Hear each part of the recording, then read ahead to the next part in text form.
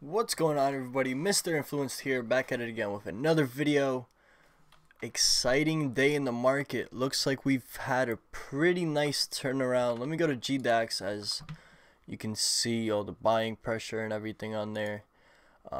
Okay, so the price on GDAX is currently 7.6k. We hit a bottom of 6k today.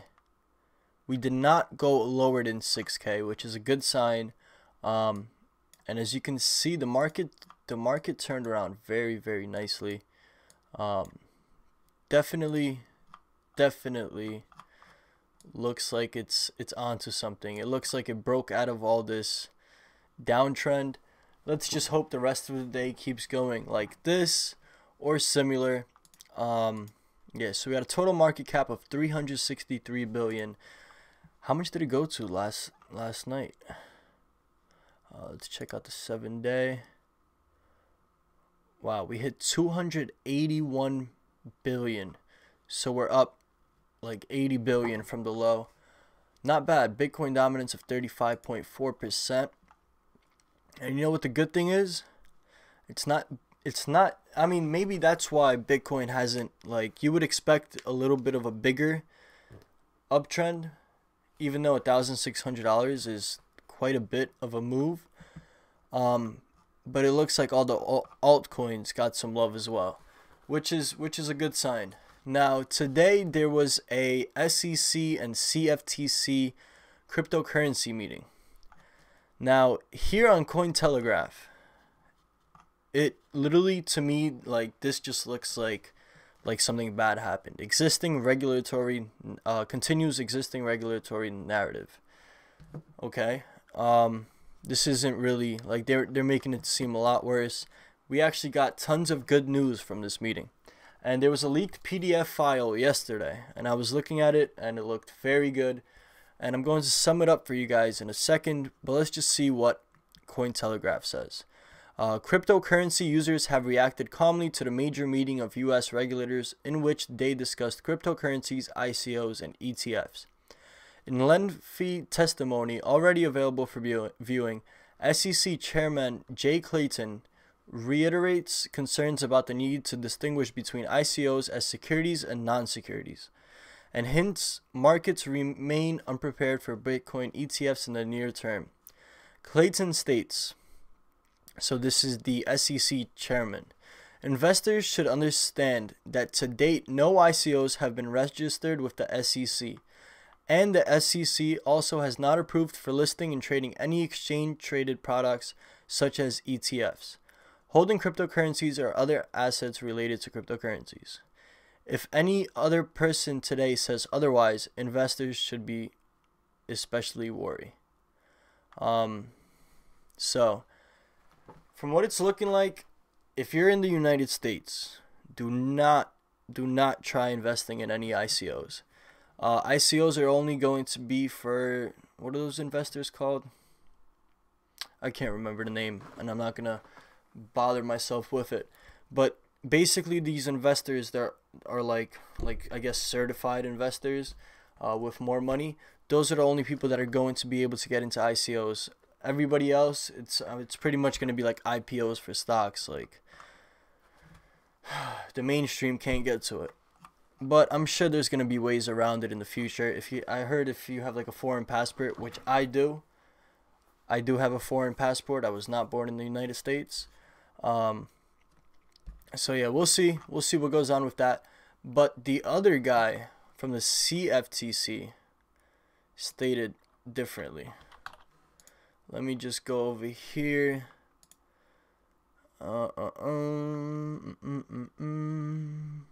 Where is this? Alright, Crypto Bobby. If you guys want another YouTuber, this guy's great to watch. Link recorded audio for CSPN. Okay. So supposedly the guy from the CFTC said HODL or something. Hold on. Let's go. CFTC Chairman HODL.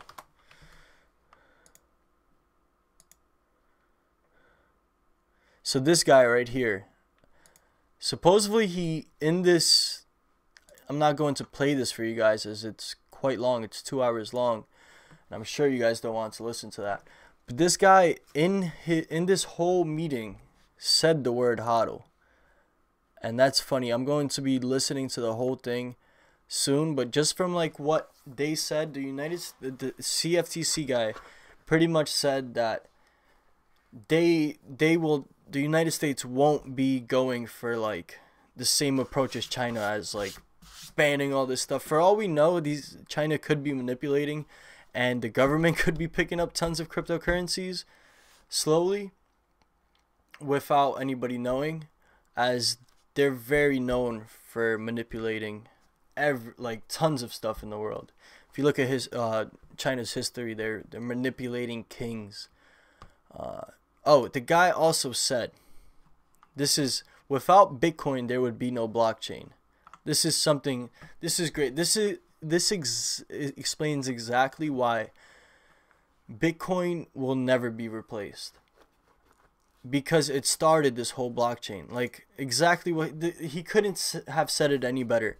And these guys were so knowledgeable about, like, from what I've been hearing, so knowledgeable about this whole market. It's insane how much they know, and it seems like they like it.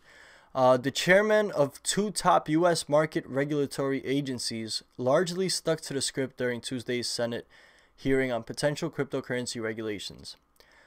The hearing, which was held by the Senate Committee on Banking, Housing, and Urban Affairs, touched on a broad range of regulatory concerns related to cryptocurrencies and blockchain technology, including initial coin offerings, trading platforms, derivatives, and exchange-traded funds, ETFs, and the assets, perceived use to perpetrate financial crimes and subvert international sanctions. In their opening statements, both Clayton and Giancarlo expressed concern about the fact that cryptocurrency exchanges are currently regulated at the state level rather than the federal, and each reiterated that, at some undefined point in the future, Congress may want to increase federal regulators' ability to oversee the spot markets. Jay Clayton, chairman of the Securities and Exchange Commission, continually shifted the conversation back to ICOs, noting that he has not seen an ICO that should not be classified as a security under federal regulations, a statement he has repeated on several past occasions. So he wants to make it clear, like, that these ICOs are securities, like 100%. He also provided insight why the SEC has resisted fund sponsors' attempts to list Bitcoin ETFs, explaining that because ETFs primarily target retail investors and are largely one-sided markets, rules governing their creation must be more strict than those for futures contracts, which are overseen by the CFTC. He said that if these rules are satisfied at a later date, the SEC will then be open to reviewing its stance on Bitcoin ETFs. Chairman Giancarlo, meanwhile, won the hearts of Bitcoin enthusiasts with several comments that appeared to be hat tips to the community. First, he made what it is almost certainly the first use of the word HODL during a congressional hearing. Then, towards the end of the hearing, he contradicted the common misconception that Bitcoin is riding the coattails of blockchain technology. He told the committee, "It's important to remember that if there was no Bitcoin, there would be no blockchain." And that's exactly, Bitcoin is pretty much the creator of blockchain. Let's keep it at that.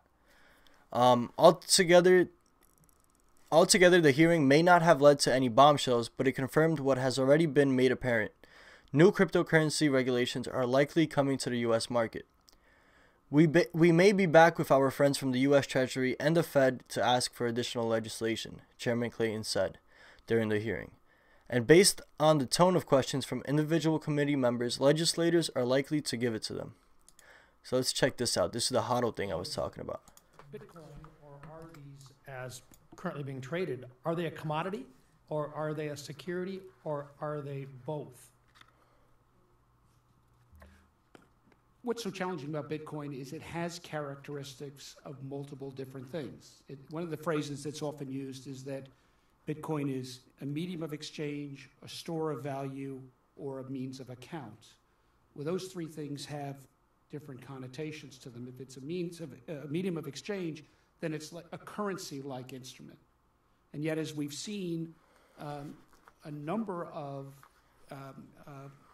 means of exchanges have been closed to Bitcoin. There was recently a Bitcoin conference that stopped accepting Bitcoin for registrants because they couldn't process the payments. So, but yet it's still spoken of as perhaps a means of account. And in that case, it has implications from the Fed and currency. From our point of view, when it's used as a store of value, then it's very much like an asset, like a commodity. And in fact, what we hear a lot of is people buying and holding. If you go on to the Twitter universe, you'll see a phrase HODL, which means hold on for dear life. And wait. The thinking is that you'll see a phrase HODL, which means people buying and holding. If you go on to the Twitter universe, you'll see a phrase HODL, which means hold on for dear life. And the thinking is that you buy it and hold it. I mentioned in opening remarks my 30-year-old niece who bought Bitcoin years ago, and she's an HODL. She says, I'm going to own it. I don't know what's going to come of it, but I want to hang on to it. And she's not a fraudster or a manipulator. She's just a kid and believes in it. And I was fascinated talking to her. And I think she represents a lot of folks that think there's something in this, I want to hold on to it. And so in that regard, from our point of view, it's a commodity. And if there's a derivative on that, we regulate it. The problem is, in the cash market, we don't have regulatory authority. It means we can't set the standards. But what we will do, and we are doing, is looking for fraud and manipulation. And we intend to be very aggressive, if nothing else, so that people like my niece can have some security that there's not fraudsters and manipulators out there, and there are far too many of them. Nice. HODL boys, you heard it from the man himself. This is awesome. I'm very pleased with what happened. Now we knew because of these leaked PDF files, I don't know how they were obtained, but we knew because of this that there was no bad outcome of it. We knew that at 3 p.m. yesterday, which brought the price. Woo! Let's do this, boys. 700. We're not stopping, man. That was the bottom. I don't care what you tell me. That was the bottom. Now, I'm not your financial advisor or anything like that. To me, that was the bottom. And I'm sticking with my word. I said it. You know what? Look, I said it over here. I saw the double. I saw a double bottom. I was wrong. I wasn't far.